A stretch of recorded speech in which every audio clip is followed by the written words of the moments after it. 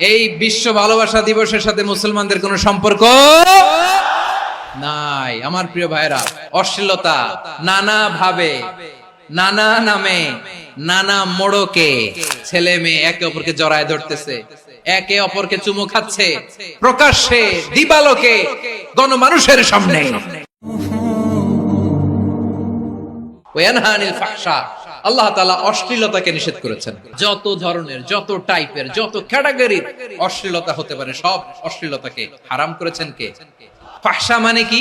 কথায়, কাজে, আচরণে, কমেন্ট, ফেসবুকের কমেন্টসে যত ধরনের নোংরামো আছে, যত ধরনের অশ্লীলতা আছে, এটাকে আরবিতে বলে ফাহশা। রাব্বুল আলামিন বলেন, কুল ইন্নামা হারামা রাব্বিয়াল ফাওয়াহিশা মা যাহারা মিনহা ওয়া মা বাতান।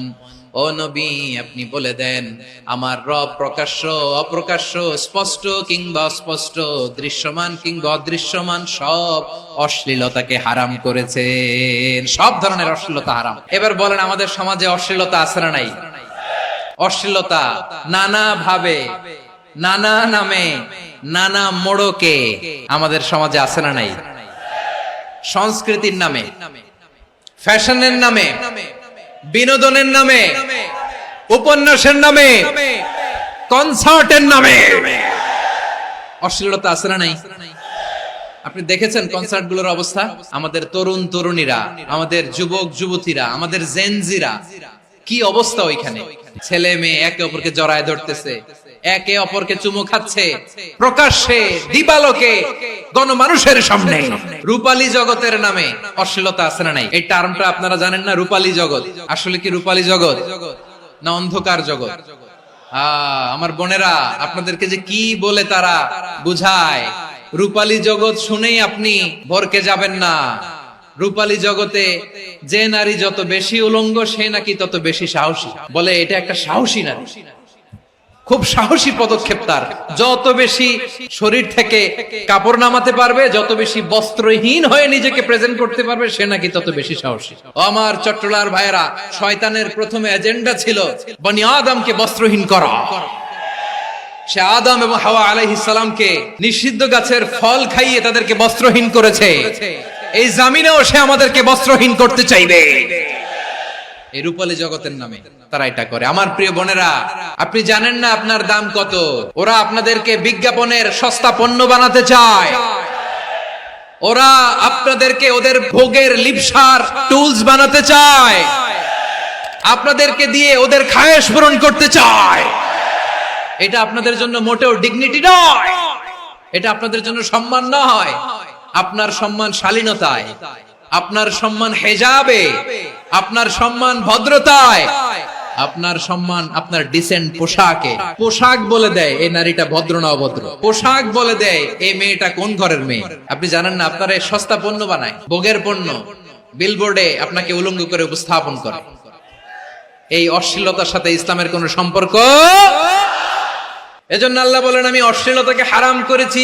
অশ্লীলতাকে হারাম করার প্রথম কারণ হলো এর মাধ্যমে মানবতাকে অপমানিত করা হয়। কারণ মানুষের সম্মান মানুষের পোশাকে। মানুষ যখন পোশাকহীন হয়ে যায়, বস্ত্রহীন হয়ে যায়, তার সম্মান কমে যায়। ঠিক কিনা?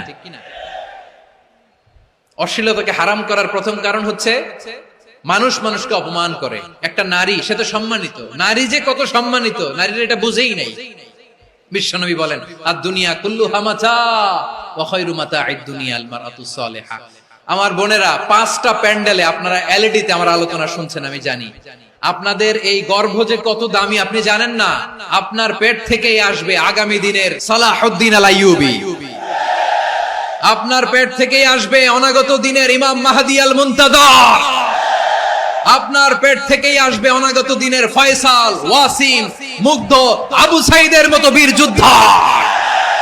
আমার প্রিয় বোনেরা, আমার প্রিয় বোনেরা, বিশ্বনবীর কথার ওজন খেয়াল করেন। আদ-দুনিয়া কুল্লুহা মাতা ওয়া খায়রু মাতা'আদ দুনিয়া আল মারআতুস সালিহা। দুনিয়ার সবকিছুই অ্যাসেট, এর মধ্যে সবচেয়ে দামি অ্যাসেট নেককার নারী। আপনার গর্ভ যে কত দামি আপনি জানেন না। নিজের সময়টাকে কাজে লাগান, কোরআন পড়েন, সুন্নাহ পড়েন। আপনার অনেক দায়িত্ব ঘরে। You are the MD of your family. একটা family it's a very big institution. পরিবার একটা অনেক বড় প্রতিষ্ঠান। and you are the MD of your institution, আপনি এই পরিবারের MD, managing director of your family. এখানে আপনার কত দায়িত্ব। আপনি ছেলেমেয়েদেরকে তারবিয়া করবেন, আপনি আপনার স্বামীর জন্য ঘরটারে জান্নাতের নীর বানাবেন, আপনার জন্য জান্নাতের ডুপ্লেক্স বাড়ি ওইখানে তৈরি করে রাখবে কে? আপনি যে কত দামি আপনি জানেন না। নারীদেরকে আল্লাহ বানিয়েছেন উচ্চতর করে, নিম্নতর নয়। নারীদেরকে ছোট্ট জিনিস দিলে এটারে বড় করে দেয়, নারীদেরকে ভ্রূণ দিলে, শুক্রাণু দিলে নারী এটারে বাচ্চা হিসেবে উপহার দেয়, ঠিক কিনা? বিয়ের মাধ্যমে স্বামী যখন তার শুক্রাণু তার স্ত্রীকে উপহার দেয়, স্ত্রী রিটার্নে কি উপহার দেয়? ফুল ফর্ম বেবি, মানব সন্তান। আপনি যদি নারীকে বাজার এনে দেন, নারী এটাকে সুস্বাদু খাবারে রূপান্তর করে দেয়। আপনি তাকে একটা মুচকি হাসি দিয়ে দেন, সে তার কলিজা দিয়ে দেয়। কিন্তু যদি আপনি তার মনে কষ্ট দেন, সে আপনার জীবনকে জাহান্নাম বানায়া দেয়। নারীর মন বুঝতে পারলে নেয়ামত, বুঝতে না পারলে কিয়ামত। আপনাদেরকে যেন ভোগের সস্তা পণ্য বানাতে না পারে, আপনাদেরকে সচেতন থাকতে হবে। তাহলে কেন আল্লাহ তাআলা এই ফাহশা অশ্লীলতাকে হারাম করলেন? এক নাম্বার, এতে হিউম্যান ডিগনিটি কমে। দুই নাম্বার, এতে মানুষের অধিকার নষ্ট হয়। আপনি বিয়ে করেছেন, এরে পরকিয়া করেন, ওর সাথে এরকম আছে না নাই? স্ত্রীর অধিকার নষ্ট করেছেন। আপনি বিবাহ সম্পর্কে আবদ্ধ হয়েছেন তার সাথে, আপনি পরকিয়া করেন ওই ছেলের সাথে, আপনি আপনার হাজবেন্ডের সাথে বিট্রে করেছেন। এজন্য আল্লাহ অশ্লীলতাকে হারাম করেছেন। অশ্লীলতাকে হারাম করার আরেকটা কারণ হচ্ছে আল্লাহ তাআলা এই হিউম্যান জেনারেশনকে এটাকে প্রিজার্ভ করতে চায়। হিফজুন নাসল, এটা মাকাসিদুশ শরিয়ার অনেক গুরুত্বপূর্ণ একটা মাকাসিদ, অনেক গুরুত্বপূর্ণ। আপনার নাসল, আপনার জেনারেশনকে সংরক্ষণ করা। এই যে আসতেছে ফেব্রুয়ারি, কত ফেব্রুয়ারি জানো? এটা কি বিশ্ব ভালোবাসা দিবস? হ্যাঁ, কি দিবস? এই বিশ্ব ভালোবাসা দিবসের সাথে মুসলমানদের কোনো সম্পর্ক নাই। আমার প্রিয় ভাইরা, এই যে আপনি অবৈধ সম্পর্কে জড়ালেন, কেন আল্লাহ অশ্লীলতাকে হারাম করেছে দেখেন। বলতেছিলাম যে এটা আপনার নাসল, আপনার জেনারেশন, আপনার লিনিয়েজ, আপনার বংশকে প্রিজার্ভ করা। কে কার বাবা, কে কার মা, বাবা মা জানা, প্রজন্মকে প্রিজার্ভ করা, এটা ইসলাম ওয়াজিব করে দিয়েছে। এই যে অবৈধ সম্পর্কের কারণে, বিশ্ব বেহায়া দিবসের কারণে, এগুলোর আউটকাম, আউটপুট হিসেবে মাঝে মাঝে ঢাকা মেডিকেলের ডাস্টবিনে নবজাতকের বাচ্চার কান্নার আওয়াজ শুনতে পাওয়া যায়। চট্টগ্রাম মেডিকেলের ডাস্টবিনে নবজাতকের কান্না শুনতে পাওয়া যায়। বীর চট্টলার মুসলমানেরা বুঝতে পারলে আওয়াজ করে বলেন, এই যে চট্টগ্রাম মেডিকেলে যে নবজাতকটা পাওয়া গেল, ওর বাবাকে আমাকে বলেন, ওর মাকে, ও কোন ফ্যামিলির সন্তান কেউ জানে? আপনি হিউম্যান ডিগনিটিকে অপমান করেছেন না? আপনি তার ভবিষ্যৎকে অন্ধকার করেছেন না? আপনি তার লিনিয়েজকে প্রশ্নবিদ্ধ করে দিয়েছেন না? এই জন্য আল্লাহ তাআলা অশ্লীলতাকে আমাদের জন্য হারাম করে দিয়েছেন। পড়েন সুবহানাল্লাহ। এই জন্য রব্বুল আলামিন বলেন, কুল ইন্নামা হারামা রাব্বিয়াল ফাওয়াহিশা মা যাহারা মিনহা ওয়া মা বাতান। প্রকাশ্য অপ্রকাশ্য সব অশ্লীলতাকে হারাম ঘোষণা করে দিয়েছে কে? আবার দুনিয়ার বুকে যারা অশ্লীলতার প্রসার করে তাদের জন্য শাস্তি মজুদ রেখেছে কে?